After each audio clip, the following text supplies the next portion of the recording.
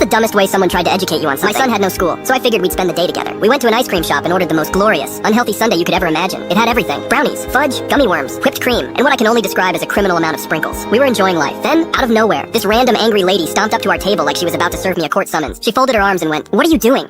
Eating ice cream?" I just shrugged. "Spending the day with my son." Apparently, this was the worst thing I could have said. Her eyes widened, her jaw dropped, and she gasped like I just confessed to a federal crime. "You are ruining his life." "Excuse me? A child should never eat something this unhealthy. You're setting him up for failure." "Ma'am, it's ice cream." She went on this full TED talk about how I was stunting his growth and destroying his health, acting like I force-fed him sugar through a tube every morning. I explained that it was just a treat, that my kid eats normally most of the time. She shook her head. "That's what all bad parents say." At this point, my son was trying not to laugh. I just smiled and went, "Respectfully, he's not your kid, and you need to shut up." "Wrong move." She snapped. She turned to the nearest employee, waved her arms around like she was trying to land a plane, and screamed, "Kick them out, they're poisoning that child." The employee just stared at her like she was an escaped mental patient. Then, with the straightest face possible, they went, "Ma'am, it's literally an ice cream shop." She turned bright red. Then she stomped out the door, knocking over a napkin dispenser on her way out. And out of pure, glorious, beautiful spite, I walked up to the counter and ordered my son another ice cream cone.